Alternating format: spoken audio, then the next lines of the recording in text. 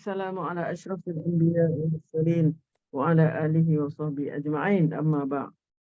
Okay, syukur alhamdulillah dapat lagi kita menyambung kisah Nabi ya dalam Syama'il Al-Muhammadiyah ni. Hari ini di dalam muka surat 113, penerangan tentang pedang Rasulullah sallallahu alaihi wasallam. Okay. Nampaknya ringkas-ringkas saja, penerangan tentang pedang, lepas tu tentang baju besi, ringkas-ringkas saja. Bolehlah. Pak Izzah. Okey, terima kasih Ustazah. Assalamualaikum warahmatullahi wabarakatuh semua. Allahumma salli wa sallim wa barik ala Muhammad wa ala ali Muhammad. Okey, kita masuk bab ke-14 hari ini. Tajuk penerangan tentang pedang Rasulullah sallallahu alaihi wasallam. Rasulullah sallallahu alaihi wasallam mempunyai beberapa pedang. Setiap satunya mempunyai nama-nama yang tertentu. Pedang yang awal yang baginda terima sebagai harta pusaka daripada bapanya bernama Matur. Lain-lain pedang diberikan nama-nama yang berlainan, iaitu Qazib, Qala'i, Tabar dan Zulfikar. Penjelasan yang seperlunya. Semasa di dunia, di samping memenuhi keperluan-keperluannya, seseorang itu haruslah bersiap sedia untuk memenuhi tuntutan-tuntutan imam dan Islam, menyelamatkan dan melindungi diri sendiri, hartanya, maruah serta nama baik, maka perlulah dia menyimpan senjata di atas niat jihad, kerana dengan niat ini dia akan diganjari pahala. Hulu pedang.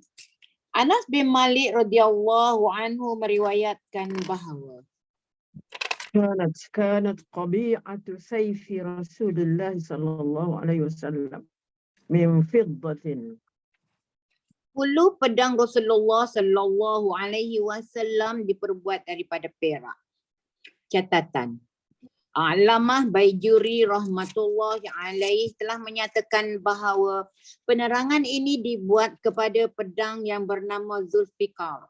Pedang ini ada bersama-sama dengan Rasulullah sallallahu alaihi wasallam tatkala Mekah ditakluki. Penjelasan yang seperlunya.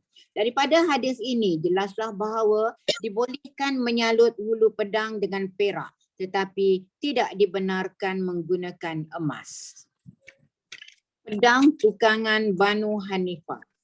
Ibnu Sirin rahmatullahi alaih berkata, Wa za'ama Samuratu annahu sana'a sayfahu ala sayfi Rasulillah sallallahu alaihi wasallam wa kana Hanafiyan.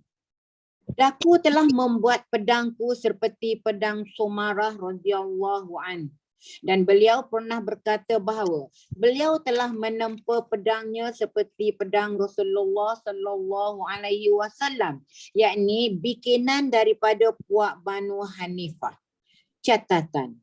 Banu Hanifah ialah suatu kaum Arab yang terkenal dengan kepandaian menukang pedang. Pedang Rasulullah sallallahu alaihi wasallam dibuat oleh kaum tersebut. Sa'id bin Abil Hasan Al-Basri meriwayatkan bahawa Mana dia? Wa za'ama Samuratu. Yang ni kan? Wa za'ama Samuratu kan? Bukan bawah sekali. Kana qabi'atu sayfi Rasulillah min fiddatin. Sama ya dengan. Okey. Hulu pedang Rasulullah sallallahu alaihi wasallam diperbuat dari perak.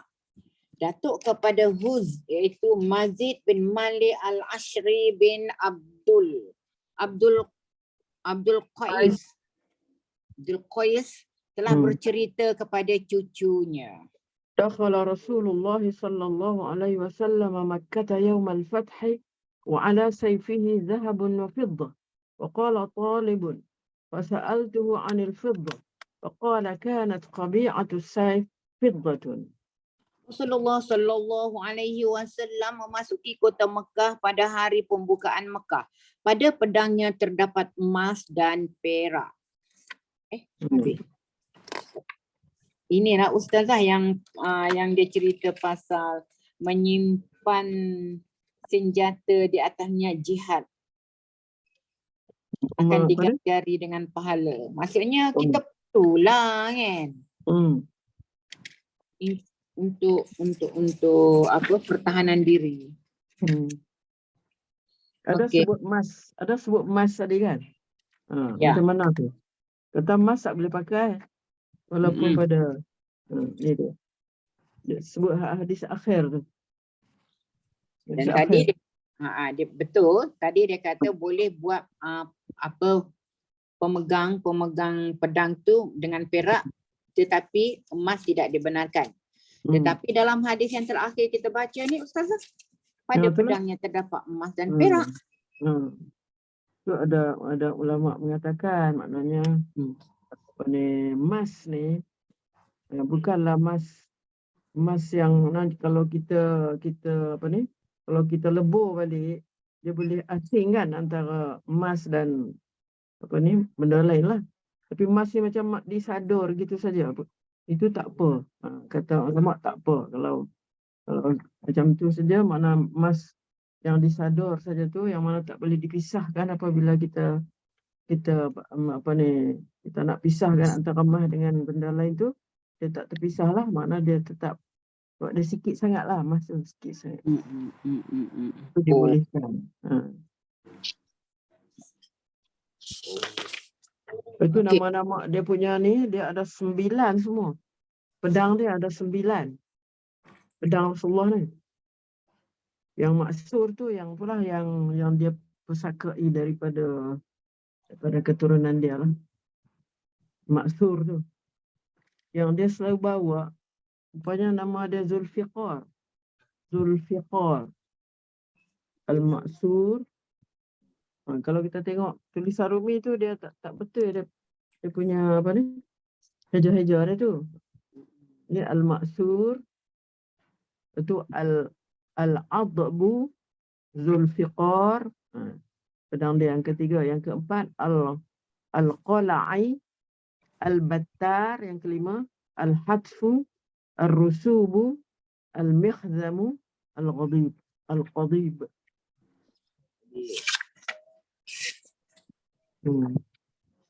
Pedang Al-Maksur dia ni kalau boleh saya tunjuk. Pedang pusaka dia. Cantik sangat dia ni dengan batu-batu. Parak. Ni Zulfiqar. Cantik. Cantik. Al-Maksur lah ni. Pedang pusaka.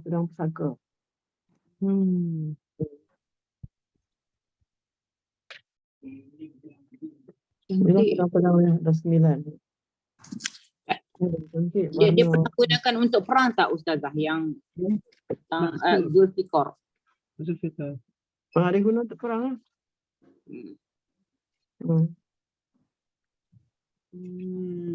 Cuma dia kata kat sini dia bawa semasa pembukaan kota Mekah dan ini dia bawa, ada bersama dengan Rasulullah tak kalau Mekah ditakluki.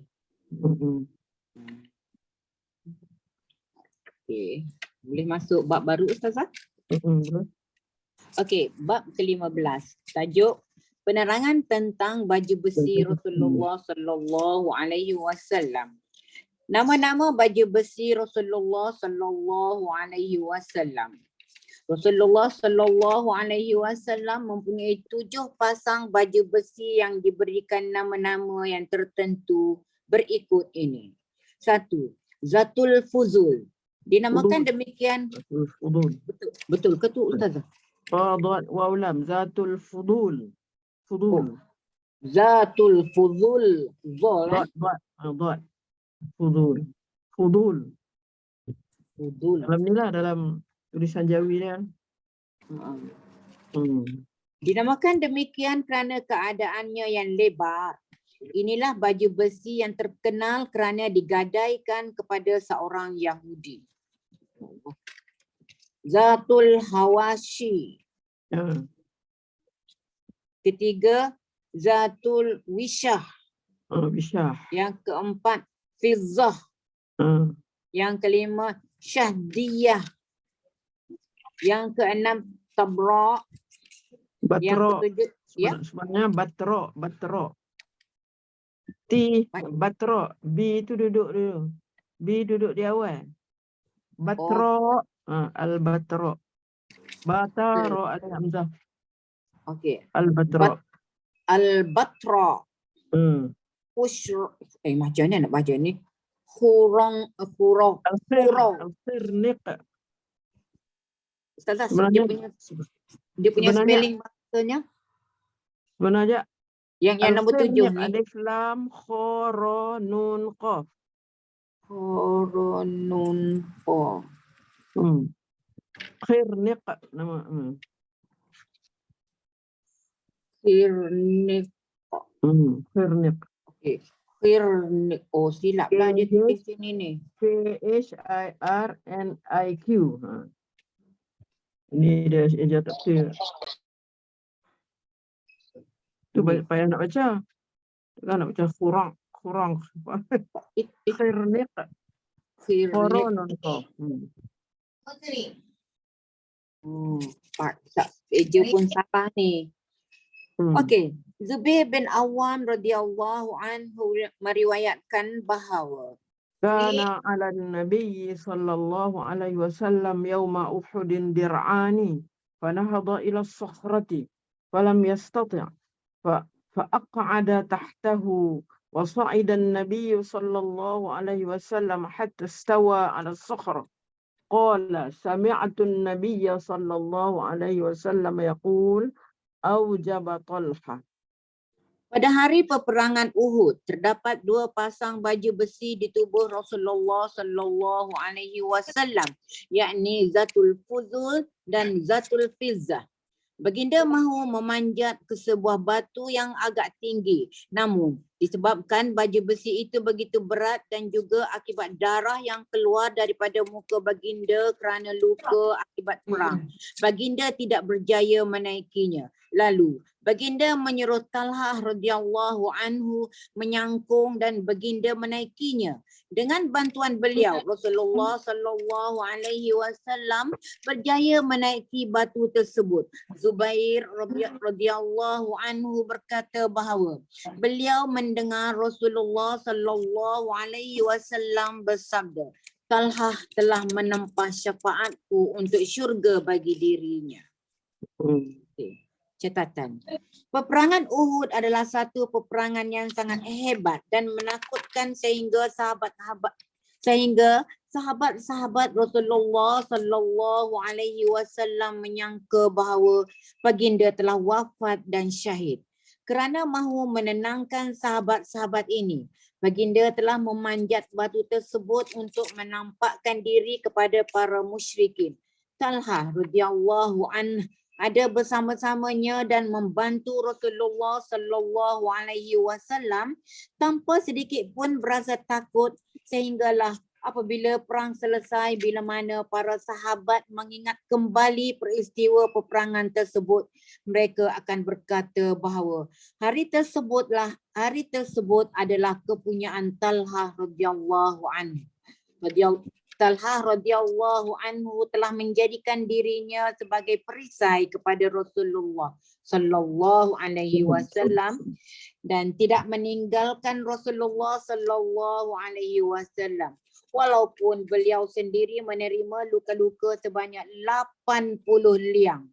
Tambahan lagi, beliaulah yang terbanyak sekali memedang dan memanah musuh sehingga tangannya kaku.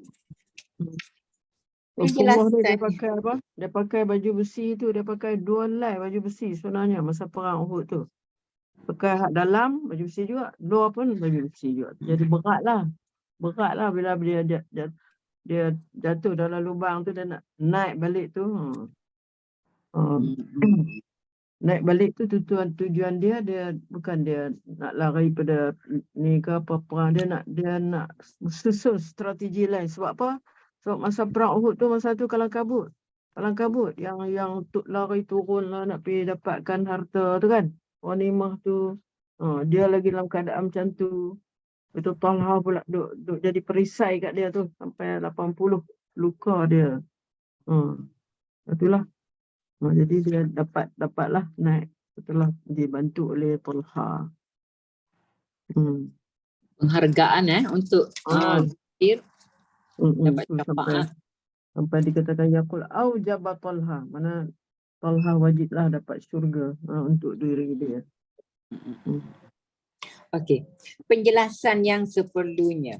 Kebijaksanaan hikmah yang terkandung di dalam pemilikan baju besi yang banyak ialah bahawa kelengkapan perang untuk jihad hendaklah melebihi daripada keperluan. Kerana ini adalah amalan sunnah dan kelengkapan yang lebih itu boleh digunakan oleh lain-lain mujahid. Dengan ini, pahala akan diperolehi oleh orang yang memberi. Menurut sebuah hadis, katil yang melebihi keperluan adalah untuk syaitan. Dua hadis yang bertentangan ini mengenai lebihan barangan kegunaan memberikan kita suatu fahaman tentang semangat Islam. Setelah katil lebih pun baju lebih macam mana? Pinggang mangkuk lebih macam mana Ustazah? Tu. Jawablah nanti. Okey. Melebihkan kelengkapan perang. Sa'ib ibnu Yazid radhiyallahu anhu meriwayatkan bahawa Inna Rasulullah sallallahu alaihi wasallam kana alaihi yawma Uhud dir'ani qad zahara bainahuma. Pada hari peperangan Uhud, Rasulullah sallallahu alaihi wasallam memakai dua lapis baju besi. Satu menutupi yang satu lagi. Catatan. Pemakaian baju besi oleh Rasulullah sallallahu alaihi wasallam tidaklah bertentangan dengan sifat tawakulnya kepada Allah. Kerana menurut ahli-ahli sufi yang besar, tawakul yang sempurna kepada Allah ialah bahawa seseorang itu berkelakuan seperti orang biasa dan menuruti syariat yang merupakan sebagai tabiat semula jadi baginya. Keduanya, Rasulullah sallallahu alaihi wasallam berbuat demikian sebagai pengajaran kepada umat. Ketiganya, kerana ia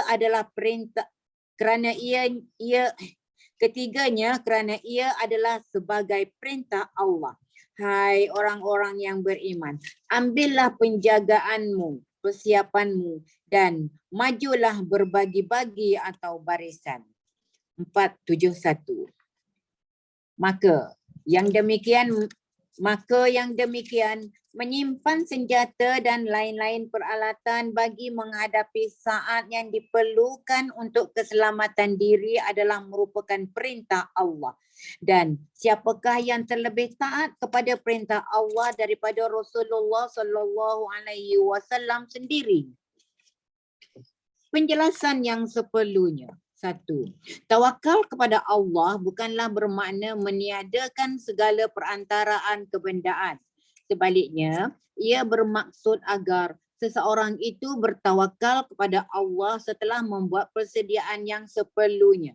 Bertawakal kepada perantaraan dan kebendaan bukanlah bertawakal kepada Allah. Yang demikian, Rasulullah sallallahu alaihi wasallam menggunakan alat-alat senjata yang seperlunya untuk berperang seumpama pedang, topi besi, baju besi dan sebagainya.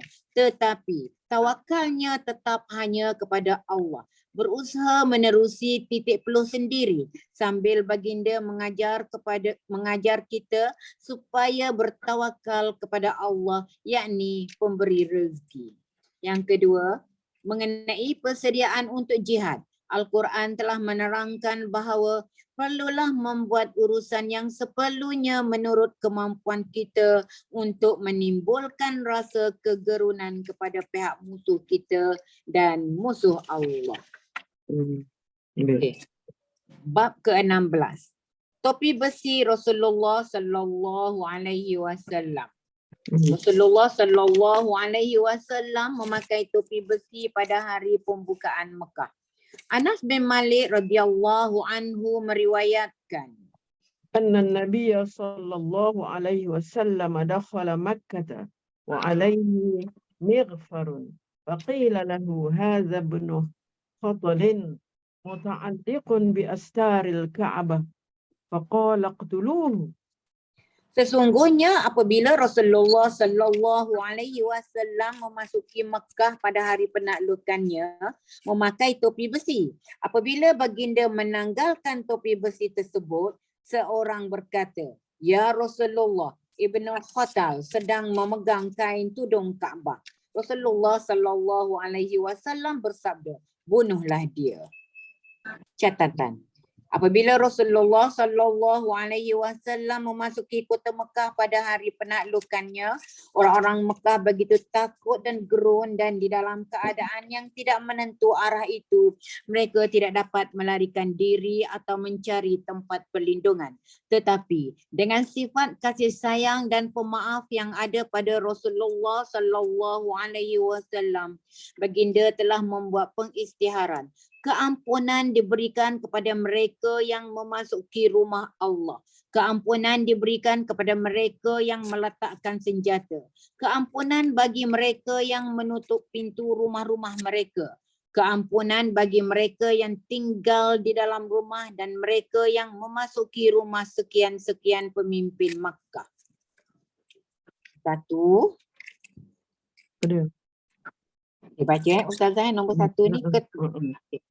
Profesor Philip K. Kitty, Profesor Emeritus bagi kesusastraan Semitik, Universiti Princeton, Amerika Syarikat berkata, Muhammad yang mulia memasuki Mekah dan menghancurkan berhala-berhala yang dianggarkan sebanyak 360 buah sambil melaungkan. Kebenaran telah datang dan kebatilan telah lenyap. Penduduk-penduduknya pula walau bagaimanapun dilayan dengan penuh kemuliaan. Tidak pernah ada pada mana-mana sejarah silam yang dapat dibandingkan dengan peristiwa itu. Malahan, sejarah moden pun tidak dapat menandinginya. Profesor Murtad Hussain F. Quraisy. Apa ni pembunuh? Oh, okey. Sambung balik naik atas balik muka surat 1 dulu. Walau bagaimanapun pengisytiharan umum ini dibuat, namun terdapat 11 orang lelaki dan 6 orang perempuan yang kesalahan dan perbuatan jenayah mereka tidak dapat diampun sama sekali dan hal mereka terkeluar daripada peraturan umum dan hukuman mati dijatuhkan ke atas mereka. Meskipun demikian, terdapat 7 lelaki dan 2 wanita daripada mereka ini yang memeluk Islam dan memperolehi keampunan. Baki yang 8 termasuklah di dalam Ibnul Khatal. Pada mulanya dia memeluk Islam. Suatu ketika Rasulullah sallallahu alaihi wasallam mengutusnya memungut zakat di suatu tempat. Di tempat tersebut dia telah membunuh hambanya yang lambat menyediakan makanan. Lantaran takut akan dikenakan qisas iaitu hukum bunuh atas bunuh, maka dia tidak kembali ke Madinah. Justru itu dia murtad lalu pergi ke Makkah. Jadi walaupun sekarang dia berada di dalam rumah Allah, dia dihukum bunuh kerana jenayah pembunuhan tersebut. Penjelasan yang seperlunya.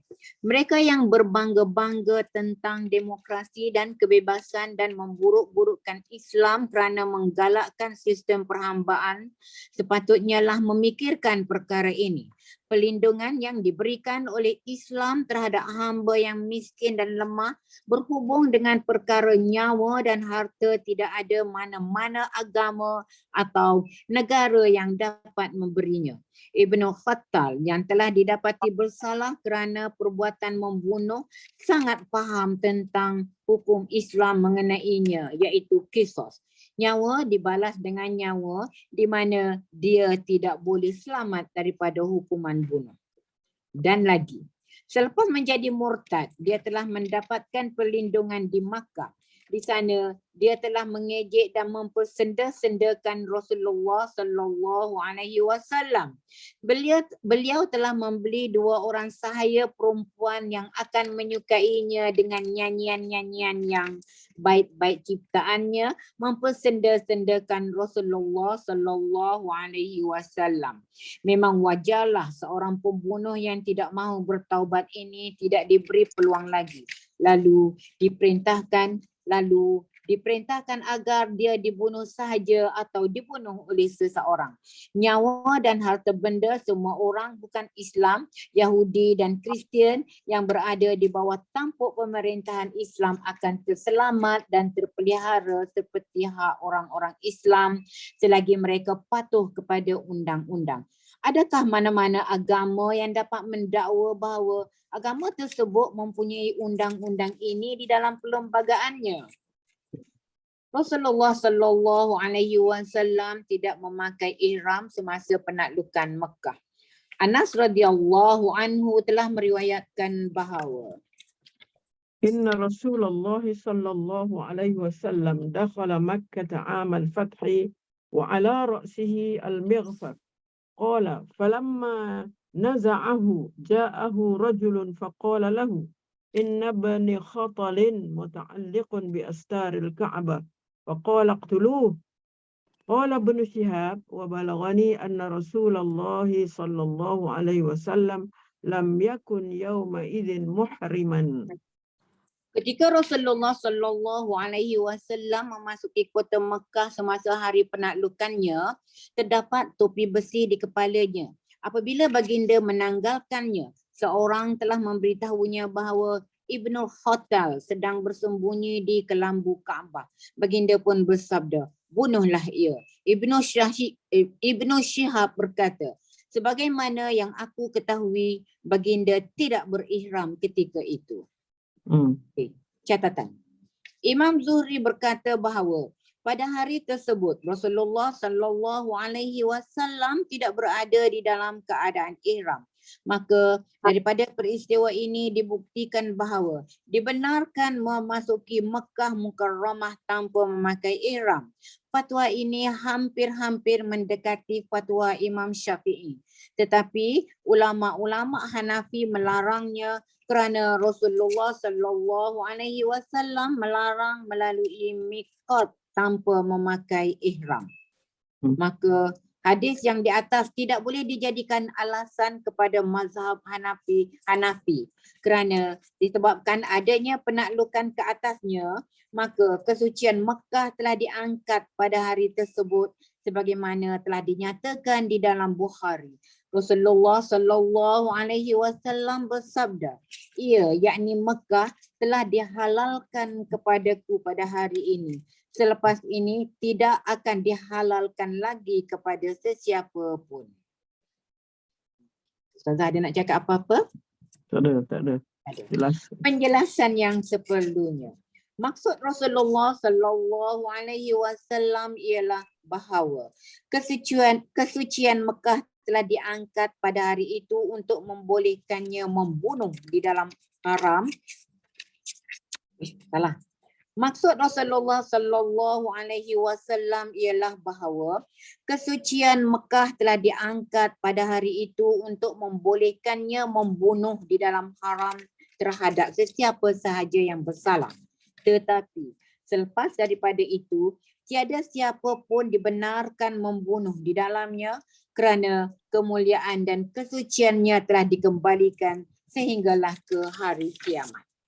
Dengan alasan inilah baginda memasuki Mekah tanpa ihram, tetapi selepas itu tiada siapa pun dibenarkan memasukinya tanpa berihram. Jadi menurut pendapat Hanafiyah, jika seseorang memasuki Mekah tanpa ihram, maka dia dikenakan dam, seekor biri-biri atau kambing. Okey.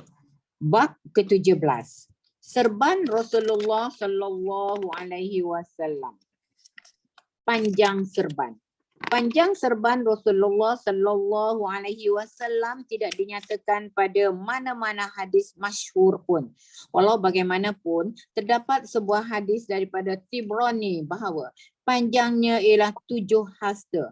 Alamah Baijuri rahmatullahi alaihi yang memetik daripada Hafiz Ibnu Hajar rahmatullahi alaihi telah menyatakan bahawa hadis ini tidak berasas.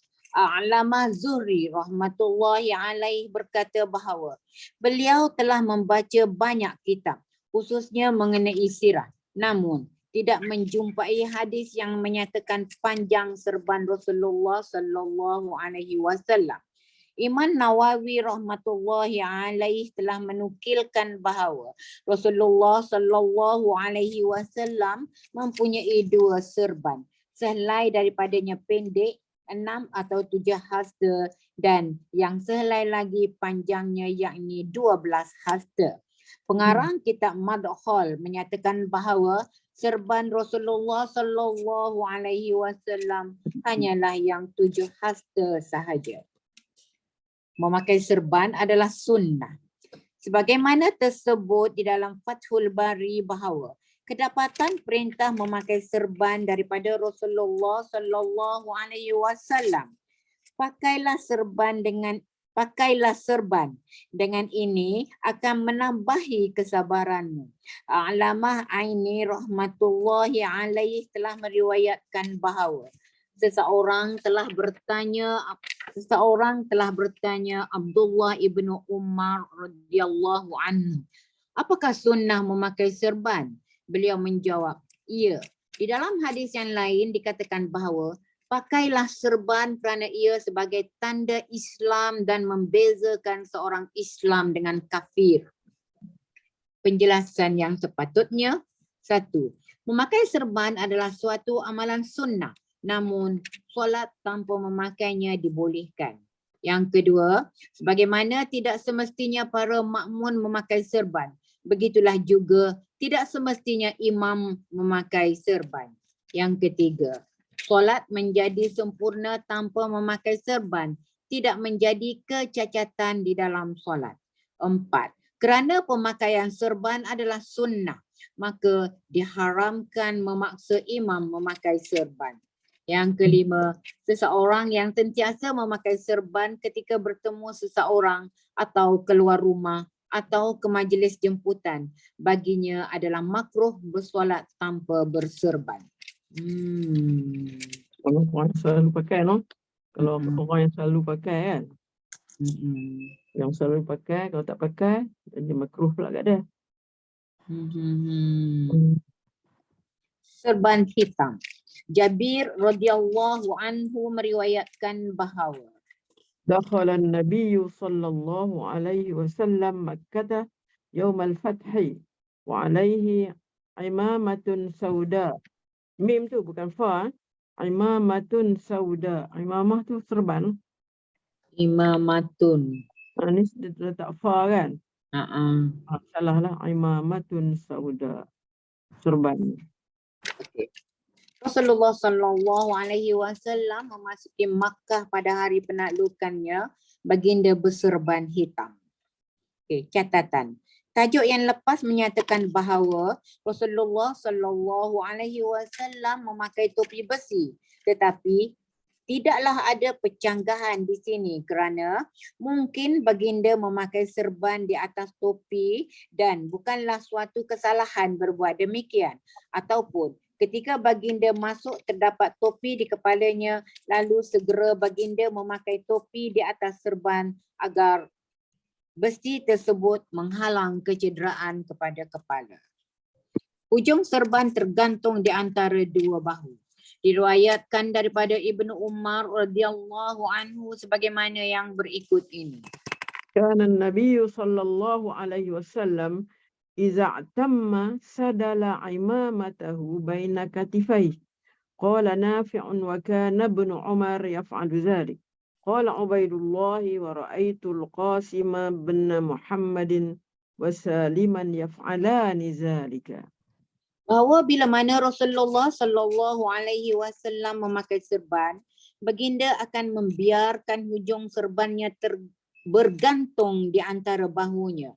Nafi'i rahmatullahi alaih berkata bahawa beliau telah melihat Abdullah ibnu Umar radhiyallahu anhu melakukan demikian. Ubaidullah seorang murid Nafi'i, betul ke Ustaz? Nafi'. Nafi'i. Seorang murid Nafi'i berkata bahawa beliau telah melihat cucu Abu Bakar radhiyallahu anhu, yakni Qasim ibni Muhammad, dan cucu Umar radhiyallahu anhu, yakni Salim ibnu Abdullah melakukan secara begitu. Catatan. Kebiasaan Rasulullah sallallahu alaihi wasallam ialah membiarkan ekor serban berjuntai. Sebahagian ulama menyatakan bahawa memakai serban tanpa ekor yang berjuntai tidak dapat dibuktikan.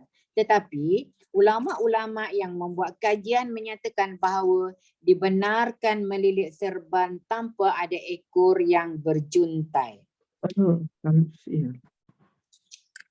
Tapi kalau kita nak kirakan ekor terjuntai itu sebagai sunnah saja kan. Kalau macam dia kan serbannya sampai 7 hasta. Serban kita orang sekarang ni berapa? 1 meter? Separuh pun tak ada. 1 meter yang 1,5 meter, 2 meter je. Okay, catatan. Kebiasaan Rasulullah sallallahu alaihi wasallam ialah membiarkan ekor serban berjuntai. Sebahagian ulama menyatakan bahawa memakai serban tanpa ekor yang berjuntai tidak dapat dibuktikan. Tetapi ulama-ulama yang membuat kajian menyatakan bahawa dibenarkan melilit serban tanpa ada ekor berjuntai. Dia dah baca. Kebiasaan Rasulullah sallallahu alaihi wasallam berbeza-beza mengikut masa yang berlainan. Kadangkala diletakkan di sebelah hadapan, bahagian kanan, dan kadangkala di bahagian belakang. Allamah Nawawi rahmatullahi alaihi berkata bahawa kedua-duanya ada bukti, tetapi lebih benar atau lebih tepat membiarkan ekor serban tersebut di sebelah belakang antara dua bahu. Memakai serban pada khutbah terakhir. Ibnu Abbas radhiyallahu anhu meriwayatkan bahawa Inna Nabiya sallallahu alaihi wasallam khataban nasa wa alaihi imamatun sauda. suatu ketika Rasulullah sallallahu alaihi wasallam memberi khutbah dan di kepalanya terdapat serban hitam atau kain lembut yang melilitinya. Catatan. Inilah khutbah terakhir daripada Rasulullah sallallahu alaihi wasallam, disampaikannya ketika keadaan baginda yang sangat sakit. Selepas itu baginda tidak lagi menyampaikan khutbah. Tatkala memberikan khutbah, kepalanya tersangat sakit, maka tidaklah dapat ditolak bahawa baginda melilitkan kepalanya dengan kain, dan benarlah juga bahawa baginda memakai serban hitam sebagai suatu kemuliaan baginya. Di antara periwayat hadis ini, terdapat seorang yang bapanya digelar sebagai Ghasil al-Malaik, yakni seorang yang telah dimandikan oleh para malaikat. Kisahnya ialah ketika panggilan jihad bergema untuk peperangan Uhud. Pada ketika itu beliau sedang bersama-sama dengan isterinya. Apabila suara kafilah kedengaran, beliau lantas menyertainya tanpa berkesempatan untuk mandi janabah. Setelah berjuang di medan Uhud, beliau gugur syahid. Disebabkan para syuhada tidak dimandikan, maka Rasulullah sallallahu alaihi wasallam melihat para malaikat memandikannya. Maka dengan itu orang ramai menggelarnya Ghasil al-Malaik. Apabila mereka pulang ke Madinah, soalan diacukan kepada isterinya, apakah sebabnya berlaku demikian sehingga suaminya dimandikan oleh malaikat? jandanya memberitahu akan hal yang sebenarnya. Begitulah mudahnya para sahabat rela untuk berkorban hatta nyawa mereka sekali untuk Islam, sebagaimana mudahnya bagi kita bergelumang dengan kehendak-kehendak duniawi kita. Amru bin Haurais berkata, Ra'aitu ala ra'si Rasulillah sallallahu alaihi wasallam imamatun sauda. aku telah melihat serban hitam di atas kepala Rasulullah sallallahu alaihi wasallam. Tadi yang ghasilul malaik kan. Ghasilul malaik tu siapa dia? Hanzalah kan? Nama Hanzalah. Yang cerita Hanzalah. Yang tak sempat mandi wajib tu Ah, lah. Dia Hanzalah. pergi perang tu. Baru kahwin. Tak sempat mandi wajib. Pergi terus perang. Masya Allah. Nabi dinampakkan malaikat mandikan. Mandikan. Ada saya terbaca satu buku sirah, dia kata dia tak keluar ikut pintu depan rumah pun. Dia lompat ke tingkap bilik dia. Dengar tu kan. Punya dengar nak tu. cepat, Nak nak cepat. perang tu, subhanallah. Dan Tak jumpa dah orang zaman ni, tak ada dah. Dah. Kita ni. Baru kahwin dipeluk bini, tak ingat perang. Bini pun faham ya. lagipun perang itu pun dah ditugaskan untuk askar-askar je kan. Kita yang tak ada pengalaman nak berperang ni, umpamanya mati katak lah. Okey, jom masuk tajuk baru. Bab ke-18. Kain Tentang apa tu? Tentang apa tu hitam tu? Dia pakai apa? Sorban. Sorban hitam kan? Imamatun sauda. Imamatun sauda. Saya adalah disebut. Mana ya sebenarnya Nabi kata khairukum siyabukum al-bayad. Mana sebaik-baiknya pakailah yang apa ni? Yang putih kan? Maknanya kelebihannya dibagi kepada yang memakai sorban putih lah. Walaupun begitu Rasulullah pakai hitam ni nak menunjukkan bahawa boleh. Kalau nak pakai hitam pun boleh. Jangan sampai atas tak boleh pakai hitam. Mana boleh. Tapi asalnya ialah putih. Warna putih. Ataupun untuk perang Ustaz Zahra, bagi orang takut gerun. Hitam ni. Warna garang lah. Warna yang menggerunkan. Okey. Kita masuk tajuk baru. Okey. Kain sarung izar Rasulullah sallallahu alaihi wasallam. Kebiasaan Rasulullah sallallahu alaihi wasallam adalah memakai sarung. Menjadi kebiasaan kepada Rasulullah sallallahu alaihi wasallam memakai kain sarung. Pemakaian seluar panjang tidak ada bukti kukuh. Penetapan yang dibuat oleh Alamah Baijuri rahmatullahi alaihi juga sama. Memang benarlah baginda ada sepasang seluar panjang tetapi tidak dapat dibuktikan bahawa baginda ada memakainya. Hafiz Ibnu Qayyum berhujah bahawa Rasulullah sallallahu alaihi wasallam telah membeli sepasang seluar panjang untuk dipakai dan pemakaiannya telah dibayangkan daripada hadis-hadis tertentu dan para sahabat radhiyallahu anhum. Hadis-hadis tersebut dan para sahabat pun ada memakainya dengan persetujuan Rasulullah sallallahu alaihi wasallam. Zadul Ma'ad. Apabila Abu Umamah radhiyallahu anhu memberitahu Rasulullah sallallahu alaihi wasallam bahawa Ahlul Kitab yakni Yahudi dan Nasara memakai kain sarung tetapi tidak pula memakai seluar panjang. Lalu dijawab oleh Rasulullah sallallahu alaihi wasallam, bertindaklah sebalik terhadap perbuatan mereka. Pakailah seluar panjang bersama-sama kain sarung. Nak lari daripada kebiasaan Nasrani dan Yahudi kan. Serupa dengan mereka. Macam yang kita puasa hari ni lah ya. Abu Hurairah radhiyallahu anhu meriwayatkan suatu hadis yang panjang bahawa beliau telah bertanya Rasulullah sallallahu alaihi wasallam, adakah baginda memakai seluar panjang? Baginda mengiyakannya lalu bersabda, daku telah diperintahkan menutup satr, bahagian aurat. Adakah lain-lain pakaian yang dapat menutup bahagian ini lebih baik daripada ini?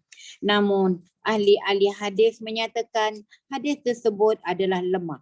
Nailul autar. Kebiasaan Rasulullah sallallahu alaihi wasallam ialah menutup badannya dengan rida dan memakai kain sarung. Ukuran rida tersebut ialah 4 hasta panjang dan 2,5 hasta lebar. Bagi kain sarung pula ialah 4 hasta panjang dan 2 hasta lebar. Penjelasan yang tepatnya. Ukuran yang di atas adalah sesuai bagi badan Rasulullah sallallahu alaihi wasallam. Untuk umat bolehlah ukuran itu mengikut ukuran persendirian. Jikalau seseorang itu mahu mengikut ukuran sebagaimana yang di atas dengan niat mengikut sunnah, maka dia beroleh pahala. Pakaian bertampal dan kain sarung kasar. Abu Burdah radhiyallahu anhu meriwayatkan, أخرجت إلينا عائشة رضي الله عنها كساء ملبدا وإزارا غليظا فقالت قبض روح رسول الله صلى الله عليه وسلم في هذين. Aisyah radhiyallahu anhu telah menunjukkan kepada kami sehelai pakaian yang bertampal dan sehelai kain sarung yang kasar sambil berkata kepada bahawa Rasulullah sallallahu alaihi wasallam telah wafat ketika memakai pakaian ini. Dhaif ni. Catatan. Tapi adakah kerana kain bertampal tu nak menunjukkan dia tu dhaif? Kain tampal. Tak labaknya. Tapi Tidaklah. makna cermat lah orang. Tak nak Kan- tunjuk-tunjuk. Kan baru dua hari lepas saya terbaca hadis, dia kata Rasulullah pakai pakaian dia sehingga lusuh. Maksudnya selagi boleh dipakai tu pakai. Kalau nak dikirakan waktu tu pun bukannya zaman orang bermewah-mewah dengan pakaian pun kan. Masalahnya zaman sekarang ni tak ada lusuh, tak muat. Tak ada nak tunggu lusuh, badan dah besar, saiz dah tukar. Makan sedap. Itulah, Masya Allah. Aduh. Itulah. Pakaian bertampal dan kain sarung kasar. Abu Burdah radhiyallahu anhu meriwayatkan. Dah baca ke? Dah baca dah. Bawah tu catatan. Bawah, Oh, catatan. Oh, salah. Tersalah tanda. Catatan. Begitulah kebiasaan Rasulullah sallallahu alaihi wasallam sepanjang hidupnya memakai pakaian yang begitu. Walaupun kedudukan keuangan agak baik selepas itu, namun Rasulullah sallallahu alaihi wasallam masih memakai pakaian yang sedemikian. Keadaan keuangan semakin kukuh selepas peperangan Khaybar dan selepas penaklukan Mekah. Hadiah-hadiah mula mencurah-curah datang daripada negara lain. Namun demikian, corak hidup baginda tetap sederhana dan tidak menunjuk-nunjuk. Sebanyak mana yang datang, sebanyak itulah yang dibelanjakan kepada orang lain. Imam Nawawi rahmatullahi alaih menyatakan bahawa hadis ini membuktikan Rasulullah sallallahu alaihi wasallam begitu tegas menjauhkan dirinya daripada kemewahan dunia. Pakaian yang kasar dan tebal akan mendorong seseorang itu kepada sifat taat dan tawaduk, sementara pakaian yang lembut, nipis dan berkualiti tinggi akan mewujudkan sifat bangga diri, ujub, nifak dan suka untuk bermegah-megah serta menjadi masyhur. Terdapat sebuah kisah Maulana Rashid Rashid Gang- Ganggohi. Ganggu rahmatullah. Betul ke ni? Terdapat sebuah kisah Maulana Rashid Ganggohi rahmatullahi alaih yang menjadi kebanggaan muhaddisin, iaitu ulama hadis kini. Tatkala beliau bertawaf haji, beliau terlihat seorang buta yang mulia sedang duduk di suatu sudut. Setiap kali beliau habis bertawaf, Maulana akan pergi kepadanya. Orang tersebut akan berkata dengan nada suara yang rendah, "Pakailah pakaian orang solihin, kerana itulah pakaian bagi orang-orang yang takwa. Jika sekiranya pakaian yang baik datang kepadamu, hendaklah kamu memakainya juga." Sebahagian besar daripada hidup Rasulullah sallallahu alaihi wasallam, baginda memakai pakaian yang kasar dan bertampal-tampal. Tetapi jika kain-kain yang baik datang kepadanya, baginda juga memakainya. Walau bagaimanapun, Rasulullah sallallahu alaihi wasallam tidak menampakkan perlunya memakai pakaian yang baik-baik. Baginda akan berpada-pada dengan pakaian yang ada. Ustazah ada nak cakap apa-apa? Tak apalah. Tak ada. Terang jelas kan. Ubaid, Pakai juga pakaian yang apa ni, yang apa, jahit tampai-tampai kan. Itu menunjukkan dia ni, itulah ni kata dia ni, dia biasa. zuhud zuhud. Dia jahit, ya kan. Jahit tu lah tampai-tampai tu. Ada pada satu waktu tu Ustazah dia berkata sampai 18 tampalan kat baju dia dan seluar. Tapi Ustazah, kalau kita zaman sekarang ni, kalau kita pakai baju tampal-tampal, bukankah menimbulkan reaksi yang negatif daripada masyarakat sekeliling? Yalah, Kan? memanglah. Sesuai kalah kan. Sebab uruf kalau dia tengok dia kata, oh teruknya, tak bolehlah kita. Sebab uruf orang ramai tengok kalau macam tu, teruknya. Padahal dia tu ada pakai macam tu kan. Ada yang pakai sebuah koyak-koyak tu, koyak-koyak. Ada satu masa tu kan pakai koyak-koyak semua kat lutut lah. Koyak sengaja ada koyak-koyak kan. Itu dah lain dah tu. Dia jadi Itu fashion. mungkin budaya. itu lain tu. Fashion. Itu dah campur dengan action dah tu. Fashion. Saja nak menunjukkan dia berfashion mungkin. Ikut zaman. Betul. Sebab mustahil dia ikut Rasulullah macam tu kan. Balik kot. Tapi baju yang koyak tu mahal. Memang. Yang koyak tu semua mahal. Semua mahal. Yang buruk-buruk tu semua mahal. Yang jin tu lagi lah mahal-mahal. Baju jaket corduroy semua tu mahal. Tapi kalau kita perhatikan peribadi orang yang memakai tu, adakah dianya menggambarkan orang yang, tapi kita tak boleh tengok luaran kan. Kita nak gambarkan yang dia itu macam Tak boleh buat andaian. Andaian tak boleh. Buat andaian. Tapi kalau kita tengok majoriti, tapi ada juga orang tua yang selikih-selikih pakai terabai-terabai kan.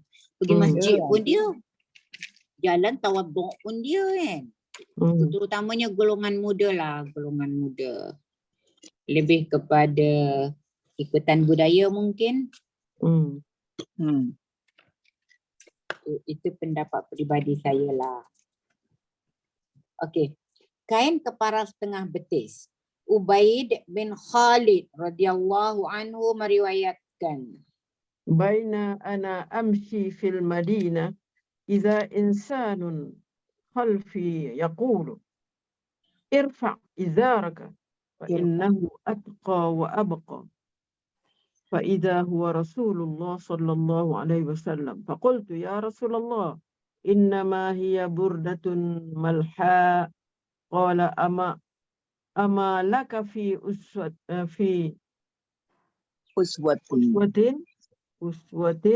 ونظرت فإذا إزاره إلى نصف ساقيه. Suatu ketika Daku sedang menuju ke suatu tempat di Madinah. Daku terdengar suara seseorang di belakangku menegur.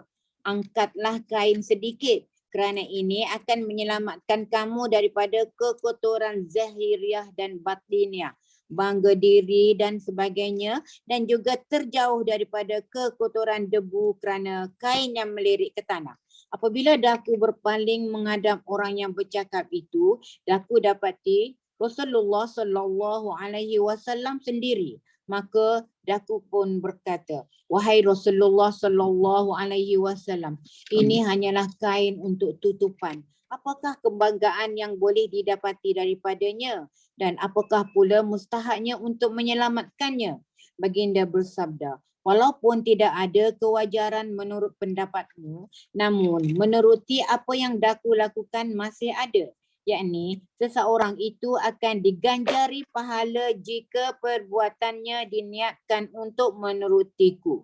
Setelah mendengar ini, Daku lihat kepada kain sarung Rasulullah sallallahu alaihi wasallam. Bahagian bawahnya terangkat sampai ke tengah betis. Catatan.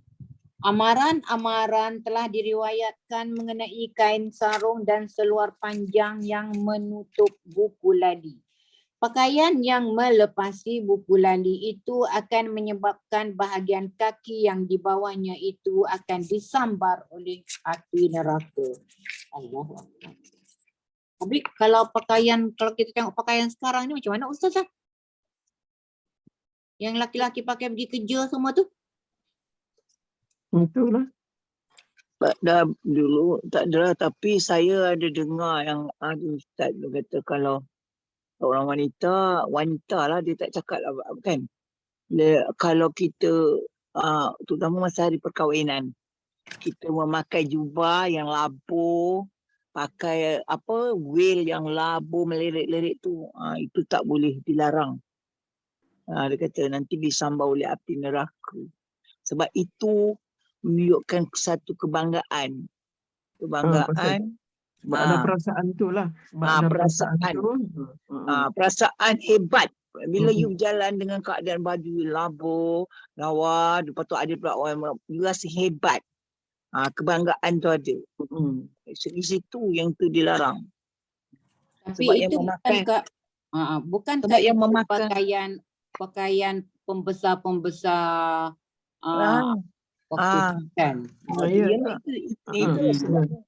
Salah satu dulu ada ditegur lah sebab pakaian raja kita, Raja Johor. Masa pertabanan Raja Johor, tahu tak? Dia buat macam English, English style, kain yang lebar panjang tu. Dia dua orang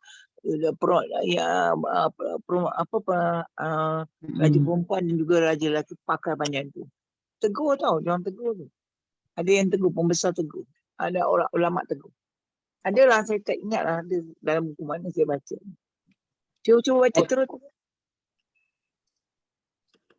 Okay. Dah. Abdul Rahman radhiyallahu anhu berkata bahawa apabila beliau bertanya Abu Sa'id Al-Khudri radhiyallahu anhu mengenai kain sarung, beliau pun berkata, kamu telah bertanya kepada orang yang mempunyai pengetahuan. Rasulullah sallallahu alaihi wasallam telah bersabda bahawa kain sarung orang Islam hendaklah sampai ke buku lali. Tetapi bahagian kaki ke bawah buku lali di mana kain sarung yang melepasinya akan dibakar oleh api neraka. Dan seseorang yang sengaja membiarkan kain sarungnya melepasi buku lali lantaran angkuh, Allah tidak akan melihatnya pada hari kiamat. Abu Daud dan Muslim. Itu kan dikaitkan dengan angkuh. Kalau ada angkuh tu barulah angkuh tu riak lah. Angkuh tu riak lah kan. Sombong bangga diri lah. Nak nunjuk kelebihan, nak tonjol kelebihan. Orang lain pakai bertampal, tiba-tiba kita pakai berlebihan. Itulah. Banyak lagi amaran-amaran yang terdapat serupa ini di dalam hadis-hadis yang lain. Oleh itu, hendaklah seseorang itu mengambil perhatian khusus tentangnya. Tetapi malangnya pada hari ini, perkara memakai seluar dan kain melepasi buku lali telah menjadi suatu kebiasaan pula. Namun, penjelasan yang seperlunya. 1. Jika dia solat dalam keadaan kain sarung atau seluar mencecah buku lali, ia dikira sebagai makruh tahrimi, perbuatan makruh yang hampir-hampir diharamkan. Yang kedua, terdapat beberapa kemudaratan daripada memakai kain sarung dan seluar yang melebihi buku lali. Ketiga, kain yang melirik akan mudah terkoyak. Keempat, apabila kain itu koyak dan terbuai-buai di bawah, kaki mungkin akan tersangkut. Ini boleh menyebabkan seseorang itu tersungkur jatuh dan mengakibatkan kecederaan. Yang kelima, dia akan rugi di akhirat. Rasulullah sallallahu alaihi wasallam telah bersabda bahawa Allah Ta'ala tidak mahu bercakap kepada 3 jenis orang dan tidak akan memandang mereka dengan pandangan rahmat dan tidak akan mensucikan mereka. Malahan untuk mereka azab yang amat pedih. 1. Seseorang yang membiarkan kain sarungnya dan seluarnya ke bawah daripada buku lali. Yang kedua, seseorang yang menyatakan kesyukurannya terhadap orang lain.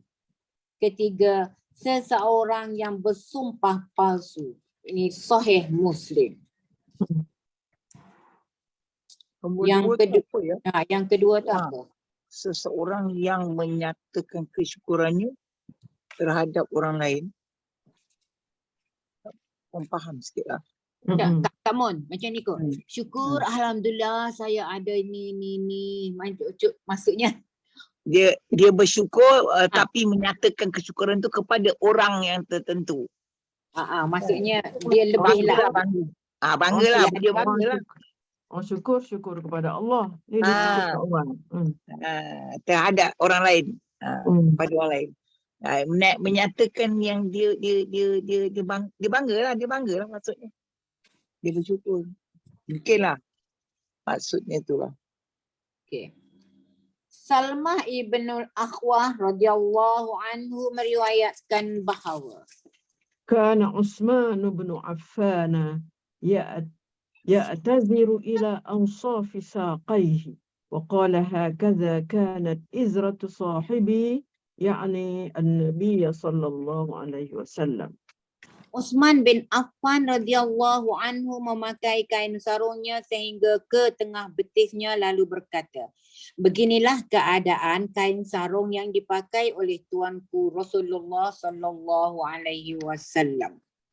Zaifah ibnu Yaman radhiyallahu anhu meriwayatkan sebagaimana yang berikut ini. Akhadha Rasulullah sallallahu alaihi wasallam بعضلة ساقي أو ساقه فقال هذا موضع الإزار فإن أبيت فأسفل فإن أبيت فلا حق للإزار في الكعبين. Rasulullah sallallahu alaihi wasallam memegang daging betisku atau betisnya lalu bersabda bahawa setakat inilah betis kain sarungmu. Setakat inilah batas kain sarungmu. Jikalau kamu tidak berpuas hati, kebawahkan lagi sedikit. Jikalau ini pun kamu masih tidak berpuas hati, turunkan ke bawah lagi sedikit. Tetapi jika ini pun kamu tidak boleh berpuas hati, kain sarung itu tidak berhak berada di paras buku lali. Maka janganlah sampai ia mencapai buku lali. Penjelasan yang seperlunya. 1. Rasulullah sallallahu alaihi wasallam meletakkan tangannya ke betis untuk menunjukkan batas untuk kain sarung. Alangkah sedihnya umatnya kini telah melanggar arahannya. Yang kedua, perintah tersebut dimaksudkan untuk kaum lelaki. Yang ketiga, Untuk kaum wanita adalah harus jaiz melabuhkan seluar panjang lebih daripada 1 jengkal sehingga sehasta. Tetapi apa yang berlaku ialah seluar wanita menjadi singkat dan seluar lelaki menjadi labuh melepas kuku lali. Dengan ini, kedua-duanya sama-sama melakukan perbuatan yang terlarang. Betul, Ya. betul. Okey. Yang keempat. Jelas kan Jika- nampak kan? Ah, ah. Akrobatik je tengok. Akrobatik lelaki pakai sempan. Seluar panjang, baju tangan panjang sampai neck. Orang perempuan pakai. Perempuan tu. Dengan ketatnya t-shirt Makin ya. singkat. Makin singkat. Allahu Akbar. Allah. Jika 1/4 betis wanita terdedah, hilang kekuatan doanya. Fasid. Hmm. Hmm. Habis lah doa apa habis ya. Hmm. Allahu Akbar. Ialah mendedahkan aurat kan 1/4. Maksudnya tinggal lagi 3/4 je lah daripada anggota badan. Hmm. Kalau 1/4 betis terdedah, tak mustahil lengannya terdedah. Hmm. Rambutnya terdedah mungkin. Ada kau orang nak pakai 1/4 betis terdedah, rambut bertutup. Hmm. Ada zaman sekarang kan? Itu fashion lah, fashion. Ya, Sekarang dia kan dia orang pakai tudung tapi skirt bawah lutut. Lepas tu pakai baju tangan pendek. lah Pendek. t-shirt. Tapi pakai tudung. Tapi pakai tudung. Hmm. Tudung tu nak cover takut nampak uban kot Ustazah. Sebab dia pakai tudung yang cukup belakang tu kan. Kebanyakannya macam orang Indonesia kalau kita tengok orang Indonesia banyak pakai macam tu. Macam pembantu rumah mak dulu pakai skirt. Tapi dia cukup sini je. Dia bukan pakai tudung macam kita pakai tutup dada ni. Tak. Untuk ni je. Itu zaman kita jahiliah dulu. Ya. Masa baru kerja-kerja kita pakai macam tu. Mula-mula tak tahu lagi Betul, untuk betul, makan. betul. Ya, Lepas zaman tu- jahiliah betul. Kita lepas akui, tu kita baru- akui. Zaman jahiliah tapi lepas tu dah tahu tak ada buat lagi Tak dah. payah kot. Tu yang dia pakai tutup labu-labu kat dada tu. Okay, baiklah saya menengah dulu dah pakai baju kurung. Okey. Gaya berjalan Rasulullah sallallahu alaihi wasallam. Gaya Rasulullah sallallahu alaihi wasallam berjalan telah pun disentuh pada menyatakan keadaan rupa bentuk baginda.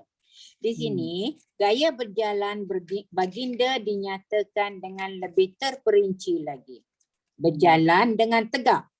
Abu Hurairah radhiyallahu anhu menyatakan bahawa ما رأيت شيئا أحسن من رسول الله صلى الله عليه وسلم كأن الشمس تجري في وجهه ولا رأيت أحدا أسرع في مشيته من رسول الله صلى الله عليه وسلم كأنما الأرض تطوى له إنا لنجهد أنفسنا وإنه لغير مكترث. aku tidak pernah melihat seorang pun yang terlebih kacak daripada Rasulullah sallallahu alaihi wasallam. Cahaya dan seri wajahnya seolah-olah matahari itu sendiri memancar ke mukanya. Dan aku tidak pernah melihat seorang pun yang terlebih lasak berjalan daripada baginda. Seolah-olahnya bumi menggulung untuknya. Jika suatu ketika baginda di sini, sekejap lagi kelihatan baginda di sana. Walaupun ada ketikanya baginda berjalan secara biasa, kami yang mengikuti baginda terpaksalah melangkah dengan susah payahnya.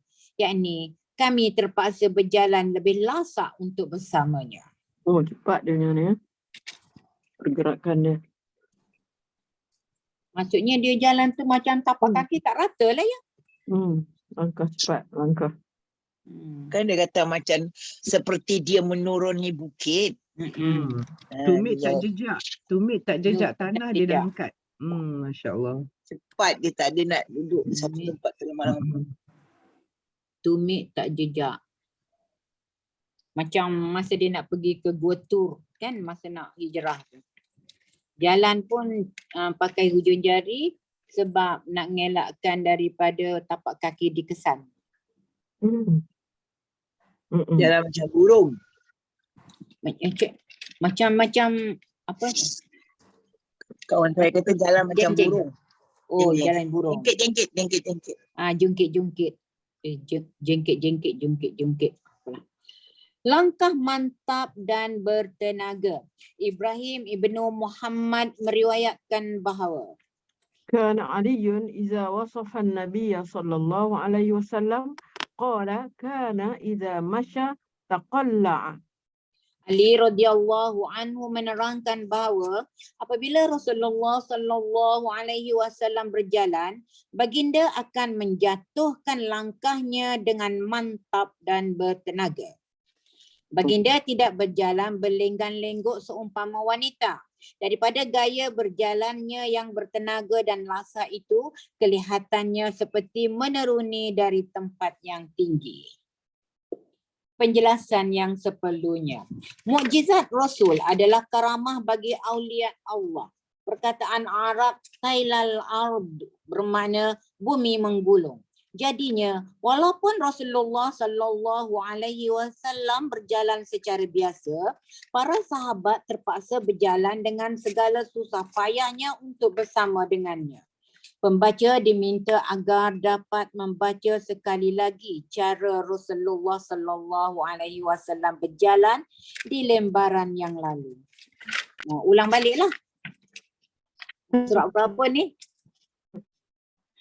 Tak payahlah ustazah sebab kita pun dah nak mencari.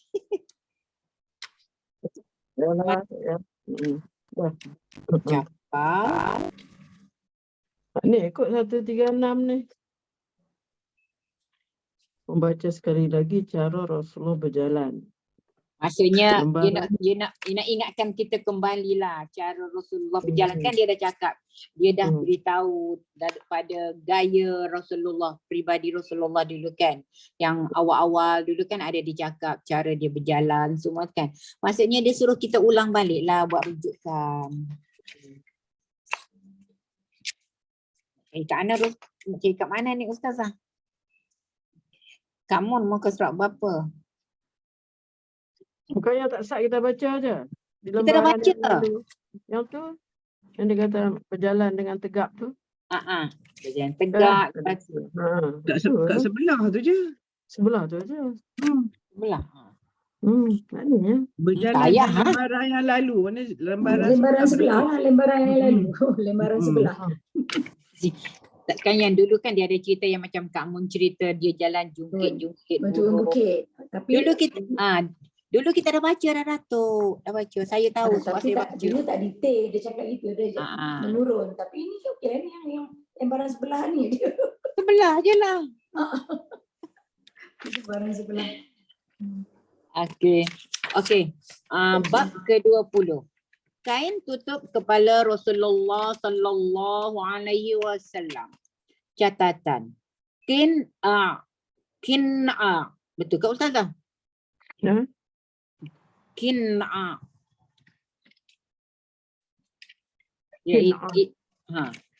Qina' apa? Qina'. Kina. Sekejap. Tengok. Ya, qina'. Kina Okey. Kina ialah sehelai kain yang selalu digunakan oleh Rasulullah sallallahu alaihi wasallam yang diletakkannya di bawah serban agar serban tersebut terhindar daripada kotoran minyak rambut. Selain itu, ulama ada juga menyatakan lain-lain faedah. Penjelasan yang seperlunya. Sebahagian ulama telah menyatakan tajuk tak macam mana ni ustazah? Taqannu'.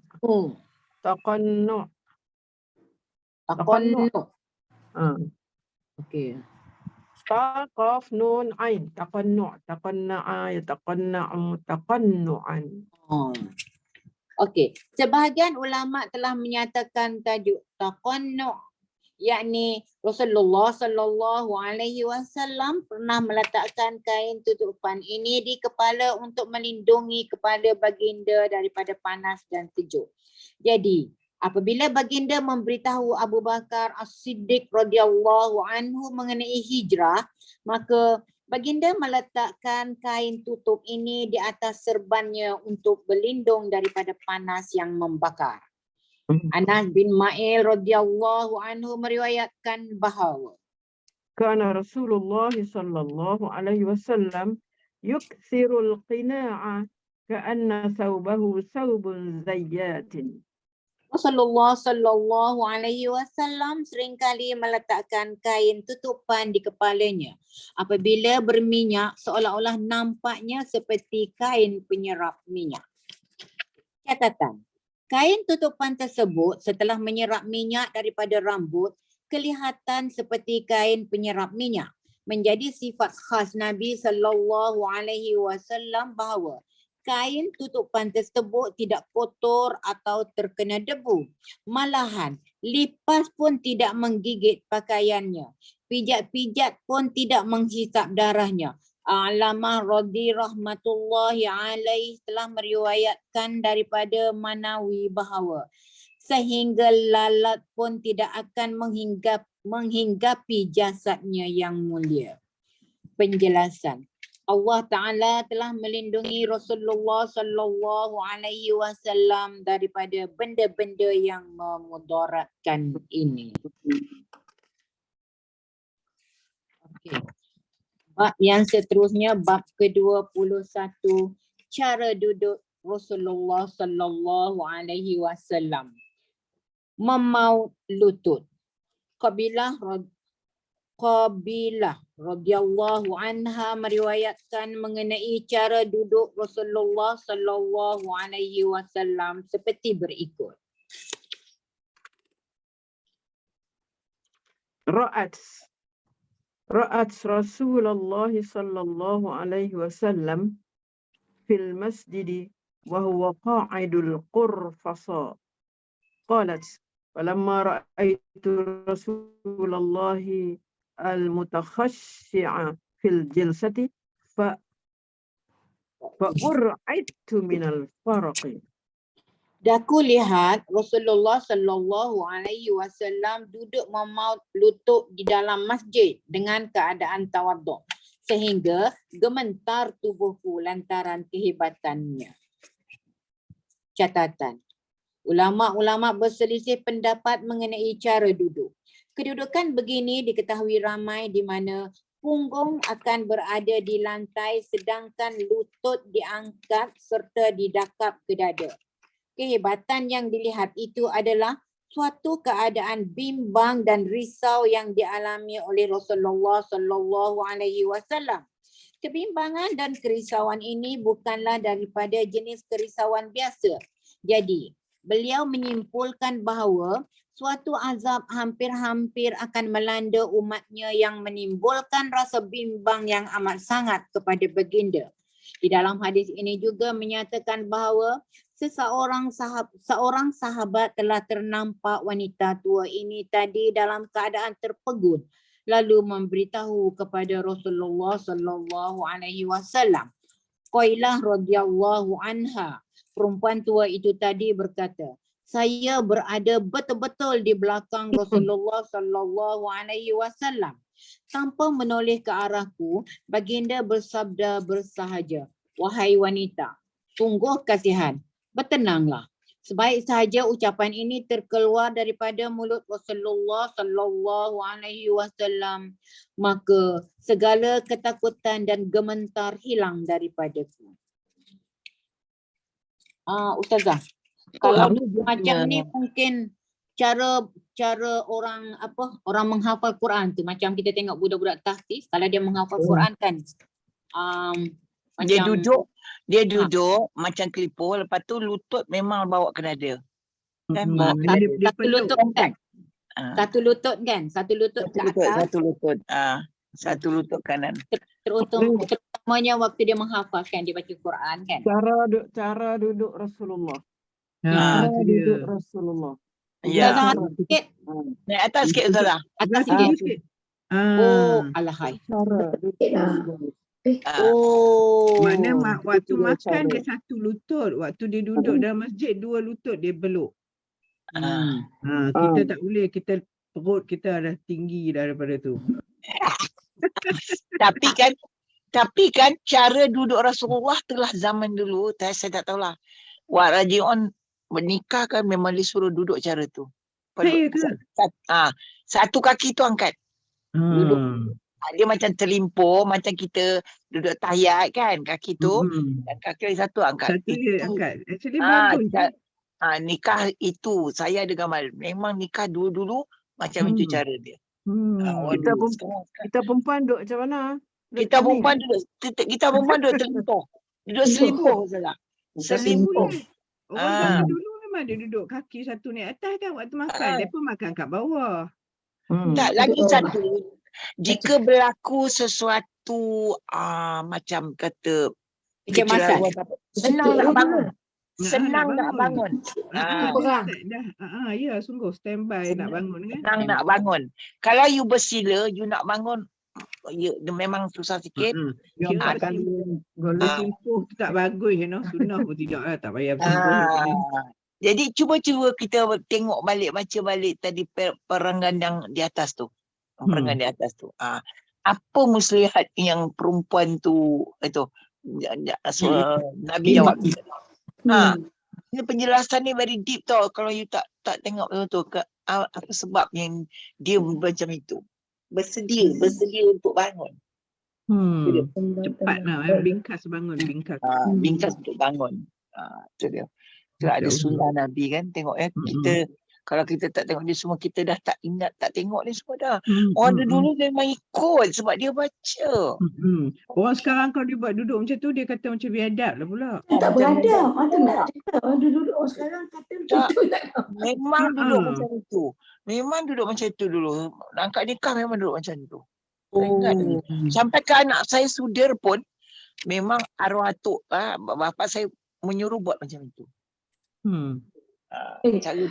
Saya cerita, kalau kita tengok apik-apik Cina ni duduk topi kan, mesti angkat kaki ke atas, satu ke bawah. Saya kata dia ni betul, dia kalau pun duduk atas kursi pun dia angkat. dia angkat. Jadi ikut sunnah Pasal Rasul. tu kalau ada one time dulu dia kata tak bagi orang Melayu buat macam tu duduk, tapi tak tahu kata Rasulullah duduk macam tu. Dia kata macam Cina. Apik Cina Cina kan. kalau judi. Kalau judi ya. Duduk macam tu. Tapi Itu persepsi kita lah. Persepsi kita kata Cina kalau judi tak duduk lagu tu dah. Datuk pun kalau kita duduk dengar tazkirah pagi-pagi yang Ustaz Datuk Ustaz Zul duduk baca tu, dia tak bagi kat duduk macam tu kan? tahu tu lah macam mana. Rasanya macam dia tak bagi duduk macam kita kata duduk pegang peluk. Tak tu. Baca kita. Tak, peluk dua lutut tu tak boleh. Peluk dua lutut. Peluk dua lutut. Apa nama, pasal orang dulu pakai sarung, tak pakai tak pakai seluar underwear. Tapi kalau ikutkan Rasulullah, dia suruh pakai sarung, pakai seluar seluar. kan. Lepas tu actually bila satu lutut tu naik atas, dia akan tekan kita punya duodenum. Jadi kan dia makanan tak simpan lama di situ. Sebab tu penyakit perut akan kurang bila kita naik atas. Tahu tu tapi tak buat. Lepas tu kuantiti yang boleh diambil boleh berkurangan Betul. Duduk kat meja, straight perut, subat je. Lepas tu buat tempat sandar pula lagi. Bagi ruang masuk. Cina duduk kat kursi pun dia buat macam tu kan. Betul. Ada Allahumma. khasiat dia tu. Ada khasiat dia. Khasiat dia sungguh. Punggung duduk atas kaki, kita angkat kaki sebelah sana. Sopan je nampak. Sopan ya, tak ada lah pula. Tapi ada sekarang ni lagi tak sopan tu tak nampak pula. Perempuan duduk ambil gambar, dia ingat dia pakai kain lambu tapi duduk terkangkang pun. Pasal kain tu tak apa duduk lagu tu. Tengok betul-betul gambar. Ya, Kak Muan bukan macam tu. Dia sebab paha dah besar, tak boleh rapat kaki. Banyak alasan orang lain ni kan. Betul. Masya Allah. Betul. Harap-harap dulu Ada. gemuk juga tu. Besar-besar lagi. Macam-macam. Ya Allah, ya Tuhan. Dulu Tapi lepas kahwin je double size. Kahwin Ah. cantik, kahwinnya double size. Dah jadi tebiat. Tebiat ke Baik. tebiat? Tebiat buruk. tabiat. Yalah, Tabiat tebiat lah. lain. Orang utara Tabiat. kata tebiat. Tebiat tu buang tebiat. Buang tebiat tu satu perkara yang jarang dibuat aku. Tapi kalau tabiat tu memang dah hari-hari buat. Yalah. Itu Tabiat. tabiat. Okay. Orang terbiak tu nak mati je. Kan? Tapi Ya, bab betul. cerita, okey lah kamu jelas sikit lah bab cerita pakaian kan. Kan baru-baru ni Anugerah apa penyanyi popular berita harian. BTH. So Aina apa tu pakai baju yang kena bawa dengan trailer, transparent trailer. So ada ustaz dah komen kan, saya pun tak ambil lah, saya ingat malam lah, tak tahu lah. Sebab apa? Kita jangan berpakaian sesuatu yang berlainan di dunia. Di dunia ini. Jangan pakai, nak buat satu yang berlainan. Nanti didakwa dia akhirat. Didakwa dia akhirat. Datuk, kita baca semalam Ustazah Fazia punya apa tu? Tengok ya. Semua perbuatan kita didakwa di akhirat nanti. Yang mana kita lakukan yang terluar-luar tabi'i. Yang kita nak kita diam. apa Kita nak tegur orang pun tak boleh juga. Kita diam. Sebab you pakai baju yang something yang different pada orang lain, you nak tarik perhatian kan, perhatian orang. Tak ada lah red carpet come on. Tak payah buat red carpet tu. No lah. The worst more all lah. Tak ada cantik pun. Tak tahulah. Allah astagfirullahalazim. Itulah yang kita kena tahu lah juga kan. Zaman sekarang itu yang dipandang, dia bagi award pula lagi tu, hak pelik-pelik tu. Takutnya na'udzubillah. You tengok sekarang. No, the Miss Universe, all the Miss Universe yang ratu-ratu cantik dunia sekarang ni, Miss Earth lah, Miss World lah, Miss apa orang kan, pakaian dia orang memang something yang memang unik yang tak tahu kita jangkau lah. Pelik-pelik lah. Pelik dia buat. Daripada seashell lah, daripada bukan material kain apa-apa. Sanggup. Dan kadang-kadang kita rasa macam wanita ni diperalatkan untuk model baju-baju macam tu. Kesian tengok. Kita kesian lah wanita kita walaupun bukan sama bangsa. Sedih tengok. Diperalatkan untuk mempamerkan. Orang lelaki tak ada. Perempuan saja. Sedih lah. Itulah. Orang lelaki jadi sponsor. Ambil gambar pula lagi. Subahat semua tu kan. Takut kita pun takut juga lah.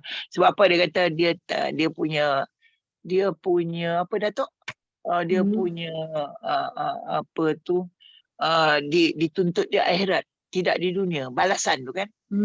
Di akhirat nanti akan dipamerkan di khalayak ramai semasa kita di masyar besok. Maknanya bukan tak ada di dunia ni, di sana besok. Dia takut buat dengan tu. Ustaz kata tak tengok rugi. Jeling juga lah. Astagfirullahaladzim. Pula tak tengok rugi. Ustaz kata tak tengok rugi. Belanja. Dia dah belanja, tengoklah sekali, janganlah tengok banyak kali. Tengok sekali tu bagi lama sikit kan. Tengok sekali je lah kan. Pandailah kan dunia. Kalau dah lama bukan sekilas pandang. Kan. Kilas tu berkilas. Itu dah menusuk dari mata ke hati. Takutlah, na'udzubillah min zalik. Ya betul. Zaman kita okey lah. lagi. Zaman anak cucu kita tu tak tahulah. Masya Allah. Memang betul kita sangat bimbang kan. Bimbang. Kalau kita tengok TikTok, cukuplah TikTok. Berani sungguhlah zaman sekarang ni anak-anak. Ya Allah. perkara-perkara Mak yang bapak pun ajak lari sama. Tak betul. mak bapak kadang tak tahu mereka balik rumah elok tapi dalam tu tengok Allahu Akbar. Yang setengah tu mak dia sendiri pun buat lagu tu macam mana? Ada setengah tu dia pakai tudung. Dia kata dia rumah sembahyang tapi sebenarnya dia dah murtad dah. Dia sendiri kutuk dah hukum-hukum ni. Allah banyak dah dia berani lah. Banyak.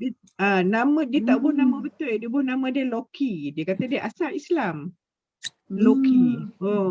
Perempuan. Ya Allah. Maknanya kan dah ramai dah. Dia kata ramai kawan-kawan dia semua dah keluar Islam dia kata. Tapi kalau kita tengok sebenarnya dah lama dah anak-anak orang Islam ni. Dah lama. Balik bertudung, labuh, berbaju kurung. Tapi rupa-rupanya dalam baju ada salib. Itu dah lama. Itu kalau di yang Singapura, agama. Sekarang ni tak percaya agama ni. Tak percaya agama. di Singapura pun kan, di Singapura Kak Mon pergi Singapura di 20 tahun lepas pun kan, orang Melayu kita, anak-anak Melayu kita sana semua dah bertattoo tu dah lama dah. Dah lama dah. Dia orang memang cara barat lah, cara barat. Tapi yang warak-warak juga. Yang Islam concern juga ada. Terbagi juga dah. Sama lah. Yang elok tu yang pergi ke madrasah lah, yang belajar ada madrasah dia orang kan. Dekat Singapura ada Islam yang benar-benar pergi ke masjid untuk belajar pakai tutup aurat, semua ada. Yang tak ada pun ada juga, sama aja. Betul tak Ustazah? Zaman Nabi dulu pun kan ada juga kan. Islam dan musyrikin, begitulah zaman ni memang balik slowly balik, zaman tu berbalik ke akhir zaman.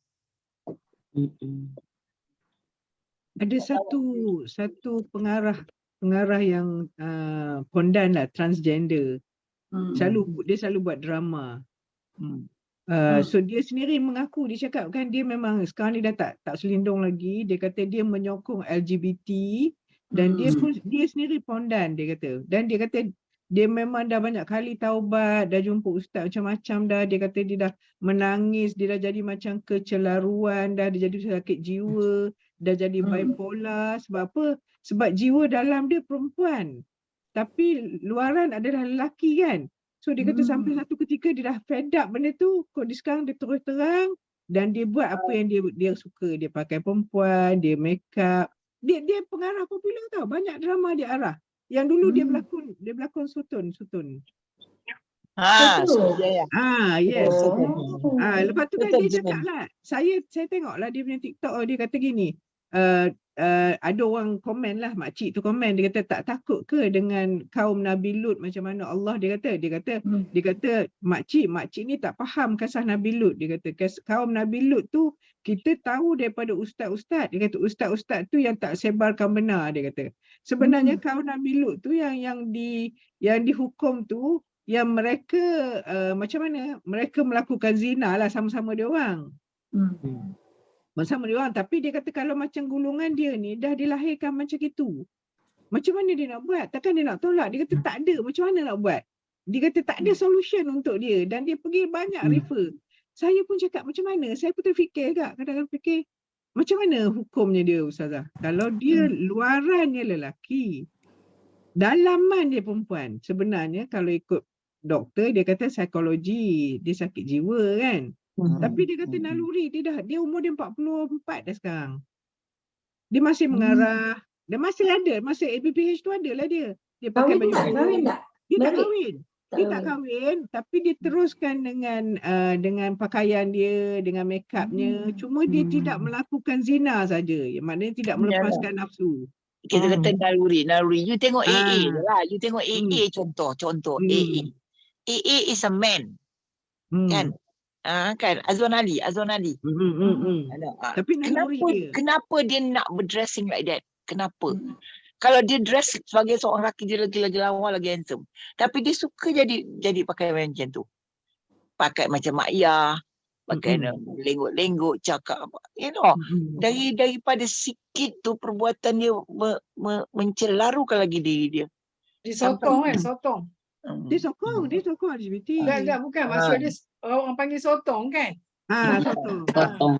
Nah, kalau macam ni kan, dia kalau dia khunsa, dia boleh pilih salah satu kan, dan pilih salah satu dan ikut hukum mana yang dipilih lah.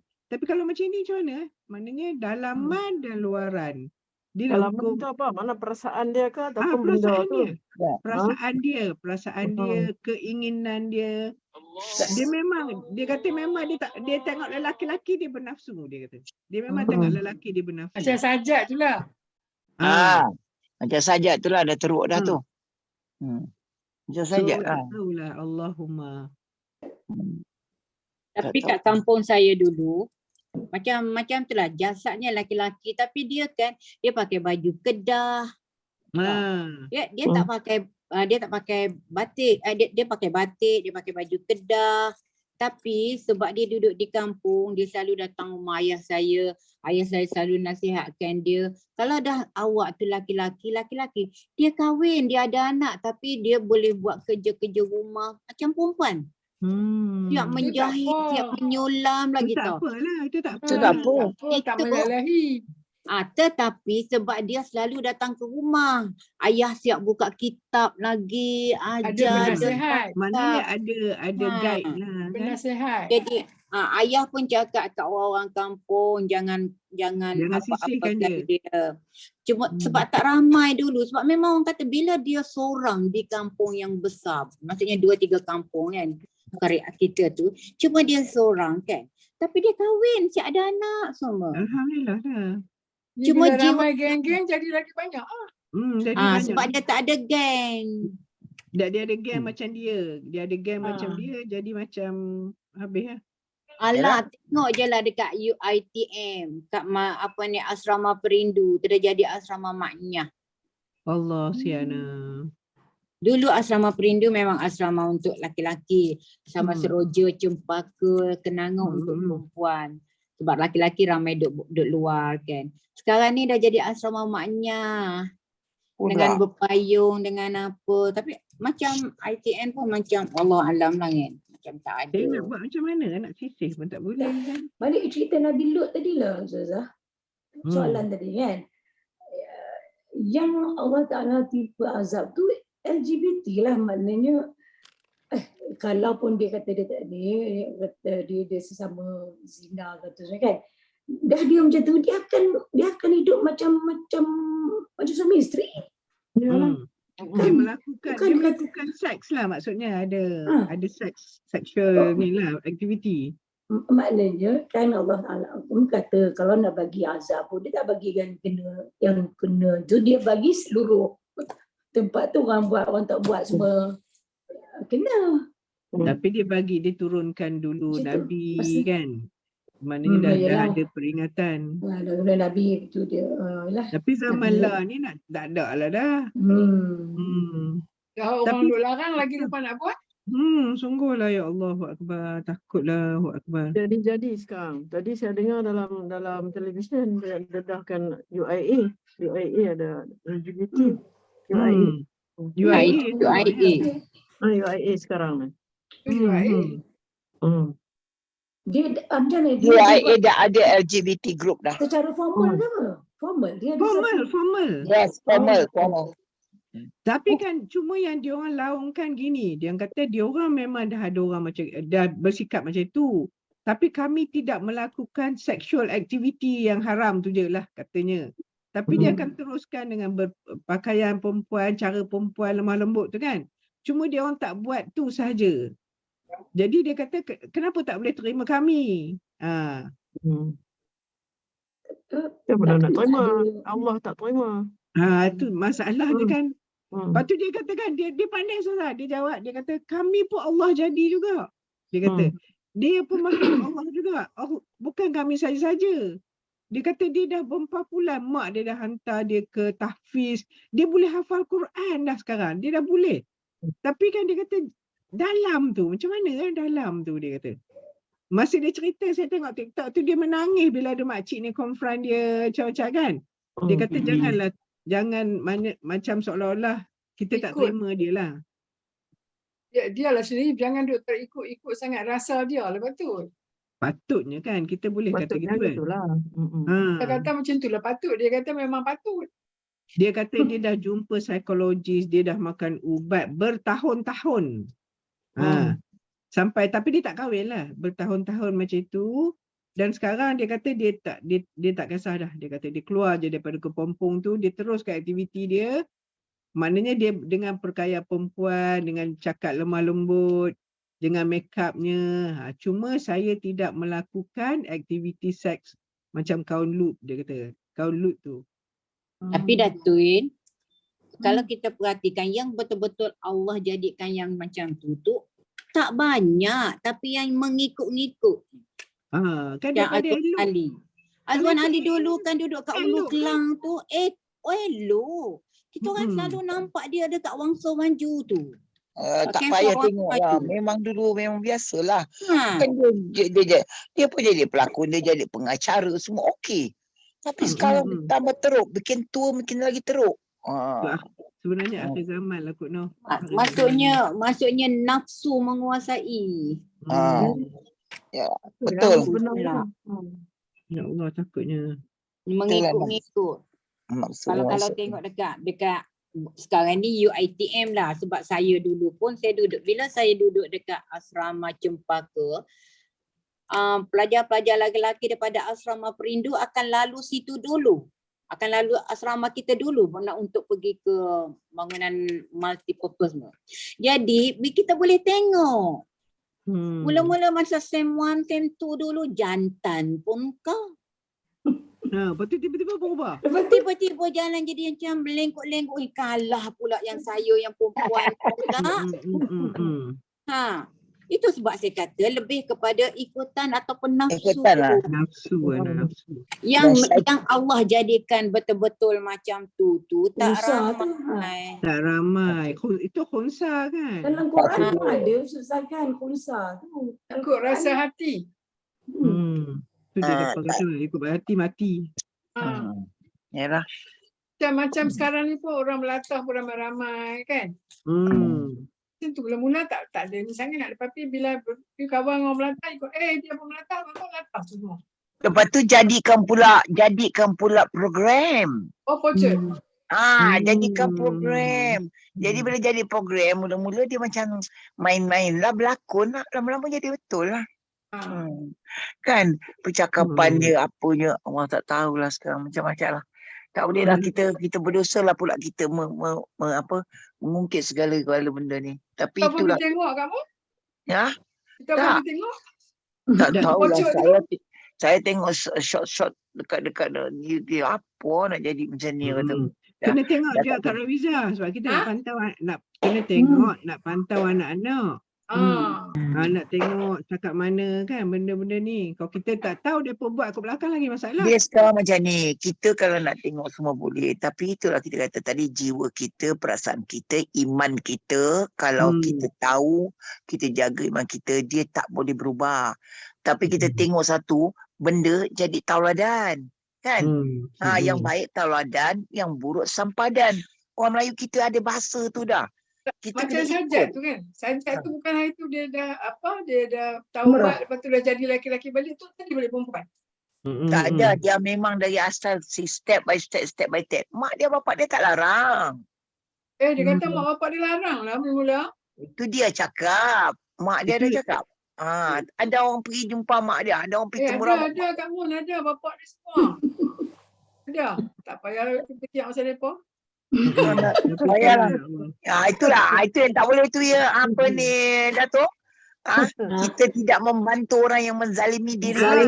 Semalam hadis. Malam baru cerita lah.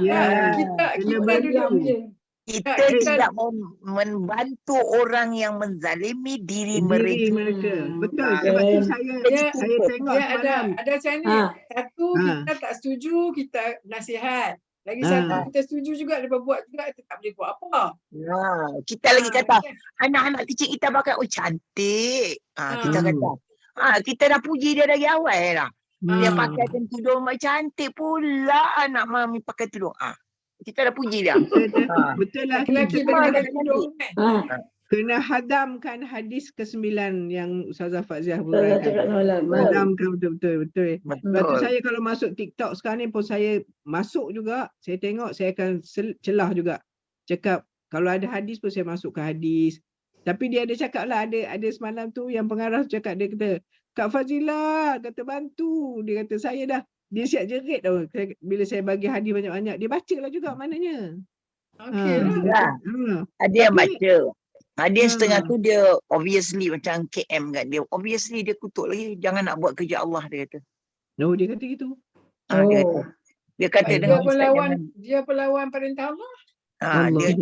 dia lawan wadi tau. Dia cakap jangan nak buat kerja Allah. Siapa nak tentu tu? Kata Wadi ustaz, Anwar. saya bukan buat kerja Allah. Saya menjalankan tugas perintah Allah. Dia tak baca yang Ustazah punya semalam tu lah. Hadis tu kena masukkan lah. Ya, sebab dia tak ada masa untuk membaca perkara-perkara seperti apa yang kita nak buat sekarang ni, kita baca ni. Anak-anak kita pun kan, tapi kita bertanggungjawab untuk sebagai khalifah menyampaikan kepada mereka. Itu kena. Betul. Sepatutnya benda tu masuk dalam co-curriculum sekolah lah hadis tu. Bila Kan kita kena ni masuk. memang kita ada argument. Saya tak nafi, kita ada argument. Saya ada argument dengan anak-anak macam ni. Dia bagi pandangan dia, kita bagi pandangan kita juga. Okey, bila dia bagi pandangan kita sebelum kita nak bagi pandangan kita mesti ada ilmu yang penuh, yang betul. Kita mesti ada kita tak ada fact tu tak boleh cerita. Kadang-kadang bila kita pancing anak-anak punya idea tu kan, kadang-kadang takut sendiri juga, takut nak pergi jauh lagi, takut dia keluar benda yang kita tak boleh terima. Kamu melalui benda ni, kamu cakap bukan senang. Kita apa skema latihan Pat. Ya betul. Saya lagi lah anak laki-laki ni, Allahumma. Kita nak puji, kan? bila dia pakai sikit kita pujilah dia. Kalau dia pakai kesopanan dia, kita pujilah dia. Kita tak pernah puji, kan? Bila anak tu pakai cantik sikit, itu semua kita, itu kena ada kena nak bendung tu. Perkara itu banyak tak ambil berat, tak ada ambil berat. Kadang-kadang saja saya suruh anak saya cakap, ustaz cakap ya, kalau dia pakai macam tu katakan cantik ya. Jadi kan dia dah mula tau. Dia dah mula. Dan dia punya dressing dia cuba tukar, dia cuba nak kata like that. Sebab apa? Didikkan dah dulu kan. Betul. InsyaAllah. InsyaAllah lah. Takut, tak apalah. Dah masuk waktu dah sekarang. Okey, kita berhenti sampai situ. Ustazah baca doa. Okey. Jap. Bangun Itu duduk kita melutut. belum habis. Penjelasan sewajarnya belum habis lagi ni. Satu ayat tu je. Satu perenggan. Satu perenggan je lagi. Lepas tu kita cara tidur Rasulullah kita tinggalkan. Okey. Penjelasan yang sewajarnya. Itulah kurniaan mukjizat Allah yang diberikan kepada Rasulullah sallallahu alaihi wasallam, yang mana sesiapa sahaja yang baru pertama kali melihat Rasulullah sallallahu alaihi wasallam akan terpegun lantaran kehebatannya. Dah.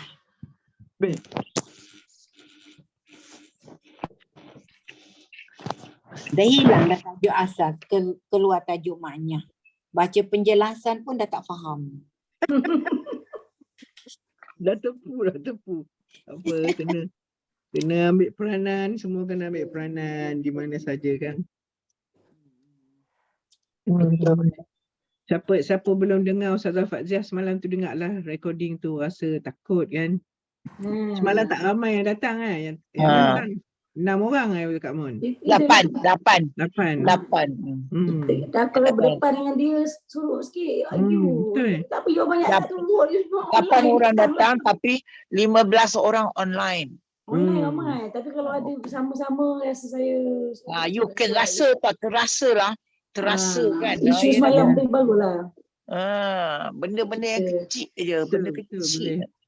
Allahumma, takut. Okey, insyaAllah. Okey, kita sambung baca doa. Minggu depan kita bancik mana? Bantal Nabi, bantal. Minggu depan kita tu cara tidur. Cara tidur ni boleh kena. Okey. Cucuk Bismillahirrahmanirrahim. Bismillahirrahmanirrahim. Alhamdulillahirabbil alamin wassalatu wassalamu ala asyrafil anbiya'i wal mursalin wa ala alihi wa sahbihi ajma'in. Amin. اللهم إنا نستودعك ما علمتنا فاردده إلينا عند حاجتنا إليه ولا تنسناه يا رب العالمين. اللهم يا الله، اللهم إنا نعوذ بك من الهم والحزن ونعوذ بك من العجز والكسل ونعوذ بك من الجبن والبخل ونعوذ بك من غلبة الدين وقهر الرجال. اللهم يا الله، اللهم إنا نعوذ بك من الجنون والجزام والمرض وسيء الأسقام. سبحانك اللهم وبحمدك أشهد أن لا إله إلا أنت أستغفرك وأتوب إليك. بسم الله الرحمن الرحيم.